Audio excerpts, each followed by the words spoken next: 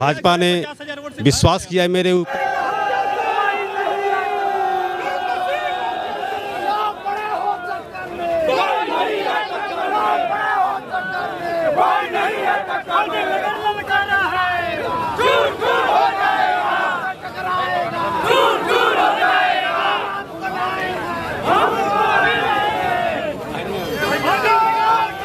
और किस तरह की नीति रणनीति तैयार करेंगे आप?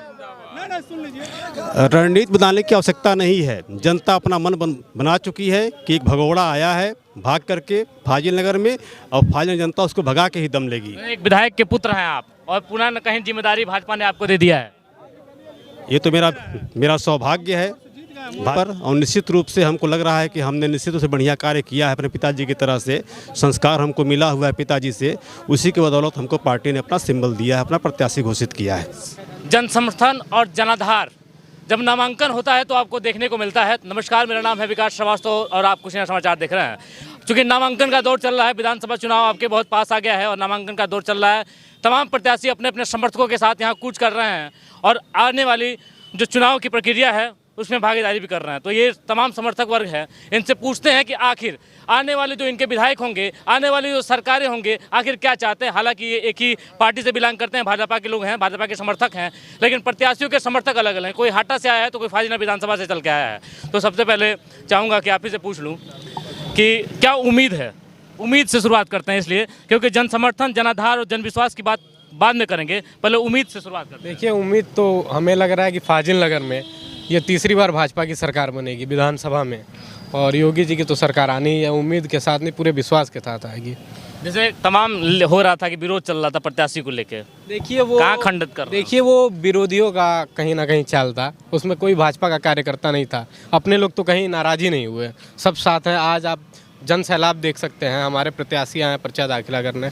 कम से कम गाड़ी होंगी तो 300-350 होंगे। तो यहाँ कोई पैसा दे के बुलाया गया भीड़ नहीं है, प्रतापगढ़ से, बरेली से या फिर लखनऊ से। कटाक्ष मारा। अब आप कह सकते हैं ये शब्द भी, कटाक्ष हो या जैसा जो करेगा वो समझदार हैं, बाकी आप लोग। अच्छा, जैसे कहा जा रहा है कि जैसे आप एक ओहदे पे हैं शायद, तो कौन से ओहदे पे ये थोड़ा बताइए। मैं जिलाध्यक्ष हूँ अल्पसंख्यक मोर्चा भाजपा कुशीनगर। तो अल्पसंख्यकों के लिए क्या कुछ किया है भाजपा ने, थोड़ा सा इस पर भी बात करना जरूरी है। आपको सबसे क्योंकि चुनाव आ गया है और कहीं ना कहीं जातीय समीकरण को साथ कर राजनीति हो रही है। सबसे पहले तो आपके धन्यवाद मैं देता हूँ। और विकास की बात आप कर रहे हैं, क्या किया है अल्पसंख्यकों के लिए सरकार ने। आप देख लीजिए, भारतीय जनता पार्टी का नारा है सबका साथ, सबका विकास, सबका विश्वास। उसी के तर्ज पे उत्तर प्रदेश की सरकार और केंद्र की मोदी सरकार काम कर रही है। तो सबका साथ सबका विकास हो पाया सर? बिल्कुल हुआ है। अच्छा, शिक्षा पे, स्वास्थ्य पे, रोजगार पे क्या कुछ हुआ? बहुत कुछ काम हुआ है। शिक्षा पे ही बहुत उठा के देख लिए। नई शिक्षा नीति लागू हुई है माननीय मोदी जी के नेतृत्व में, जगह जगह इन कॉलेजें बन रही हैं। अच्छा, गाँव की बात करें, अगर गाँव की बात करें, गाँव से आप भी ताल्लुक रखते हैं, गाँव कितना मजबूत है? गाँव बहुत मजबूत है। जैसे क्या कुछ हुआ है गाँव में आपके? गाँव में देखिए, अभी मोदी जी का एक योजना आया था कि प्रत्येक ग्राम सभा में एक सार्वजनिक शौचालय बनेगा। हर ग्राम सभा में दिख भी रहा है। ताला बंद रहता है? नहीं, ताला नहीं बंद रहता है। अभी उसके लिए एक आदमी रखना पड़ेगा। साफ सफाई के लिए देखिए, शहरों में भी देखे होंगे कि एक स्पेशल आदमी रखा जाता है, तो उसके लिए भी रखे होंगे। अभी 58,000 कम से कम वो अकाउंट एडिटरों की भर्ती हुई है हर ग्राम सभा में, कि वो भी मॉनिटरिंग कर सकें। और जहाँ तक सवाल है ग्राम सभा के विकास में, तो प्रधानों के ऊपर डिपेंड करता है कि उन्होंने क्या किया है। अच्छा, कहते हैं कि भारत जो है युवाओं का देश है, युवाओं के कंधे पे कहीं ना कहीं ज़्यादा जिम्मेदारी है। एक ओहदे पे है, तो सीधे आपसे ही शुरुआत करते हैं, चूँकि ब्लॉक प्रमुख हैं आप, काफ़ी दारोमदार है आपके कंधों पर। तो शुरुआत इसी से करते हैं कि गाँव को भारत में न्यू कहा जाता है, तो उस न्यू की मजबूती कितनी है और आने वाले आप जो नेता होंगे उनसे किस तरह की उम्मीद होगी? हमारे भाई ने विधानसभा में पहला नंबर तो आप काम के लिए पूछ रहे हैं, तो काम के लिए बता रहा हूँ कि 2 टाउन एरिया दिया गया है, पहला नंबर। दूसरा नंबर, हर गांव के रोड आप देखिए, तुरपट्टी से नुनियापट्टी तक, आप से बगौज मोड़ से पत्थरदेवा तक, इंदिरा बाजार तक सारे रोड बन चुके हैं। जो भी सुविधा है मान लीजिए वो दिया जा रहा है। गरीबों को 2-2 महीना का राशन फ्री दिया जा रहा है। अच्छा, उम्मीद क्या है? उम्मीद आने वाले जनप्रतिनिधि जो होंगे, विधायक आपके होंगे, क्या उम्मीद है? उम्मीद बढ़िया है। हमारे यहाँ विधायक विकास का काम करेंगे और क्या। सर, आपसे पूछे कि मुद्दा क्या होगा, स्पष्ट और सरल जवाब। मुद्दा विकास का होगा और गुंडा मुक्त उत्तर प्रदेश का होगा। माननीय योगी जी, माननीय मोदी जी के नेतृत्व में उत्तर प्रदेश में एक भ्रष्टाचार मुक्त, एक गुंडा मुक्त सरकार चल रही है। और सुरेंद्र सिंह कुशवाहा को सर्व समाज का समर्थन मिल रहा है। और स्वामी प्रसाद मौर्य को जब 10 तारीख को काउंटिंग होगा तो उनकी जमानत जब्त कराने का काम फाइनल विधानसभा की जनता करेगी और वो वापस प्रतापगढ़ ऊँचा जाने का काम करेगी। जो अपने क्षेत्र से नहीं जीता और रोज दल बदल रहा है, वो कभी पड़वना लड़ेगा, कभी ऊंचाहार में आज तक जहां उनका गृह जनपद है कभी वो जीते नहीं है। इससे आप अनुमान लगाइए कि उनकी क्या लोकप्रियता है। जातीय समीकरण को साधते हुए फाजिलनगर के लिए नहीं कहीं जाए, सर्व समाज के सम्मान में सुरेंद्र सिंह कुशवाहा मैदान में सारे समाज, यहाँ देखिए सारे समाज के लोग खड़े हुए हैं। और सहज स्वभाव के धनी गंगा सिंह कुशवाहा जी, जिन्होंने 10 वर्षों में ऐतिहासिक विकास किया है और बिना जाति वर्ग विभेद के राजनीति किया है, उसका लाभ माननीय सुरेंद्र सिंह कुशवाहा जी को मिल रहा है। और भारी मतों से स्वामी प्रसाद मौर्य को चुनाव हरा के ये जनपद छोड़ाने का काम सुरेंद्र सिंह कुशवाहा करेंगे। अच्छा, जिस तरह की चमकदार बातें होती हैं फाइनल के लिए कि फाइनल विधानसभा चमकदार हो चुका है, तो अब जैसे कुछ मुद्दा बचा ही नहीं है, कहने के मुताबिक कि कुछ मुद्दा बचा ही नहीं है, तो आखिर रोजगार, शिक्षा, स्वास्थ्य प्रणाली कहीं ना कहीं आपको लग रहा है कि मजबूत है या डबाडोल है? आप देखिए स्वास्थ्य सेवाओं में जो सुविधा भारतीय जनता पार्टी की सरकार ने दिया, इसके पहले कभी हुआ था क्या?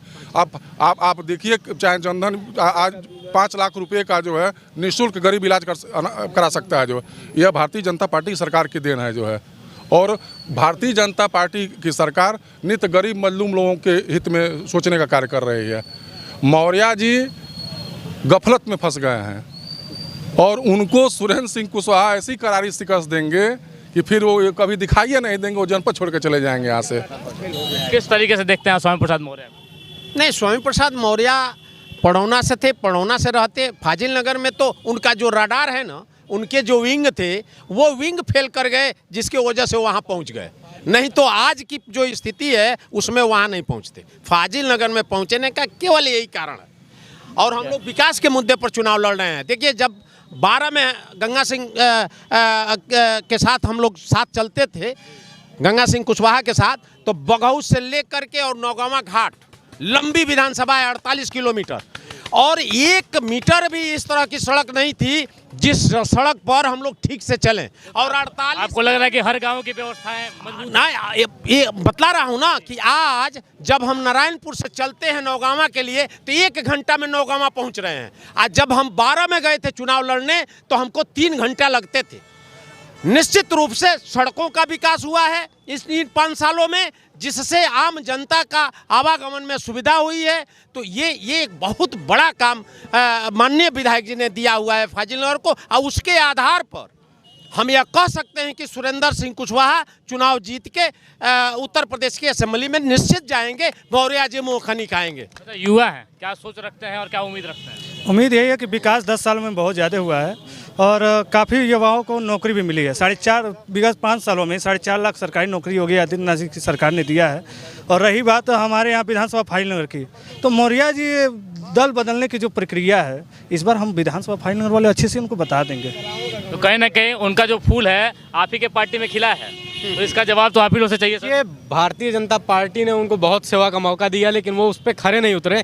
लेकिन फाजिलनगर में उनका आना शेर के मांद में घुसने जैसा है। जो गंगा सिंह कुशवाहा शेर हैं और वो नेवला यहाँ से हार के जाएगा, ठीक है। और भारतीय जनता पार्टी फिर से तीसरी बार यहाँ से परचम लहराएगी और माननीय सुरेंद्र सिंह कुशवाहा जी असेंबली में आएंगे, मंत्री बनेंगे स्वामी प्रसाद मौर्य की जगह पे। स्वामी प्रसाद मौर्य जब भाजपा में थे तो ठीक थे, चंगा था। नहीं, ऐसा कुछ नहीं है। वो यहाँ भी थे तो भ्रष्ट थे, एक से बढ़ के एक। उनके लिए उनको वैकेंसी दिखाया गया, उनको बोला गया कि जान गए हैं कि क्या चीज़ है। वो भगोड़ा है एक तरह से। उच्चाहार से चले आए फाजिलनगर, और फाजिलनगर से फिर उच्चाहार चले जाएंगे।